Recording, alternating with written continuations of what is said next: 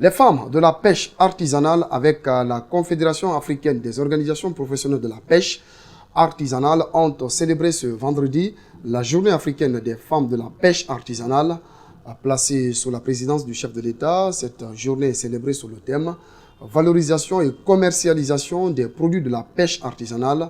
Idrissa Bari, Abdoulaye Kamara. Les femmes africaines en général et celles de la Guinée en particulier sont toujours présentes tout au long de la filière de la pêche artisanale. Elles sont principalement actives dans le secteur de la transformation et la commercialisation des produits de pêche. Voyant cette activité, la Confédération africaine des organisations professionnelles de la pêche artisanale a dédié le 3 mai de chaque année comme journée africaine de la femme de la pêche artisanale. Un rendez-vous mis à profit par les femmes de cette structure africaine pour présenter une déclaration à l'endroit des États du continent. Nous, les femmes des organisations de la CAOPA, avons, au cours de cette rencontre de Conakry, exprimé nos préoccupations essentielles qui portent sur 4 points. L'accès aux poissons comme matière première, l'amélioration de nos conditions de travail, l'amélioration des activités de transformation et de commerce, la mise en place des systèmes de financement appropriés. Et nous demandons au gouvernement quoi? De nous accompagner. En faisant quoi? En donnant par exemple un domaine aux femmes pour un site de transformation dans les normes. Avoir une école, une garderie pour les enfants parce que partout où il y a la mère, il y a l'enfant. 2 jours avant cette célébration, les femmes des autres pays africains membres de la CAOPA se sont retrouvées à Conakry pour échanger sur la valorisation et la commercialisation des produits de la pêche artisanale. Le ministre de la Pêche, de l'Aquaculture et de l'Économie maritime rassure les femmes quant à la mise en œuvre de leurs recommandations. Aujourd'hui en Guinée, nous avons la filière exportation avec l'Asie. Et nous sommes en train de nous battre pour renouer avec l'Union européenne. Donc la déclaration, en résumé, tend vers ça.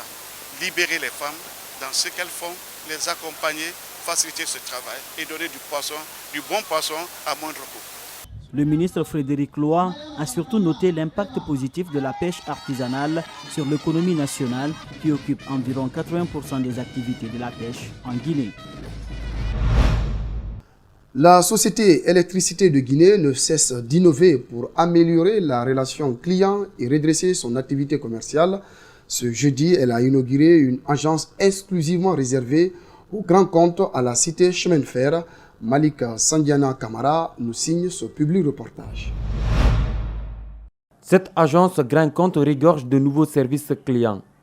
Ces innovations permettront d'améliorer la qualité des prestations de la société, renforcer la relation avec sa clientèle et redresser ses performances commerciales. Les grands consommateurs d'électricité se verront désormais accompagnés dans toutes leurs étapes d'élaboration des contrats d'abonnement. La première, c'est le centre de service client, qui est un centre de service aujourd'hui non pas comme à l'EDG qu'on avait par le passé, mais c'est un centre de service client qui sera à même de répondre à toutes les demandes d'information des clients sur le compte client. Deuxième composante, c'est ce qu'on appelle l'agence des grands comptes. En fait, l'agence des grands comptes, elle regroupe tous les gros clients importants qui sont des clients raccordés sur le réseau moyenne tension ou les gros clients de la basse tension.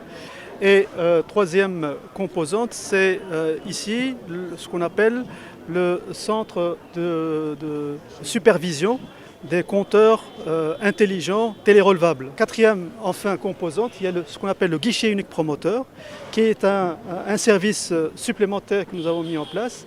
Les cadres du ministère de l'Énergie, des représentants des bailleurs de fonds, des grands consommateurs et acteurs de la société civile ont tous pris part à cette cérémonie inaugurale en compagnie des travailleurs DDG.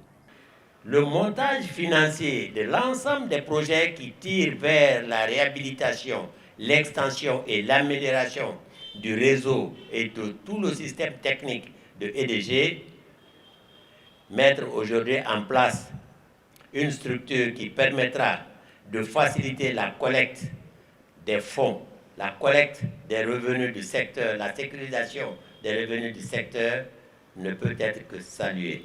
Le programme de redressement d'électricité de Guinée est confié à Veolia depuis 3 ans. Son bilan pour l'administrateur général DDG est satisfaisant. Abdendi Atou précise que tous les indicateurs de performance de l'entreprise sont en constante amélioration. Promouvoir un débat contradictoire et l'apprentissage de la démocratie au sein des établissements secondaires publics et privés, c'est l'objectif d'une tournée organisée ce vendredi à Conakry par des acteurs de la société civile. Partout, les encadreurs ont suivi et encadré les apprenants. Mamadou Kalisso, Alseni Kamara. La démocratie est-elle un système politique adapté aux réalités africaines? Cette question a fait l'objet d'un débat contradictoire entre deux groupes d'élèves. L'échange s'est déroulé dans une école secondaire située dans la commune de Matam. On a organisé cette activité pour permettre aux élèves d'échanger, de parler par rapport à la démocratie. Quelle est l'importance de la démocratie au sein de nos différents États africains? C'est pour permettre aux élèves d'avoir des échanges contradictoires afin d'être émancipés pour le bien-être de leur avenir. Dans cet autre établissement secondaire, situé cette fois-ci à Dixine, un groupe d'apprenants a présenté un sketch sur le vivre ensemble, la tolérance et le respect mutuel entre élèves, mais aussi entre parents et encadreurs.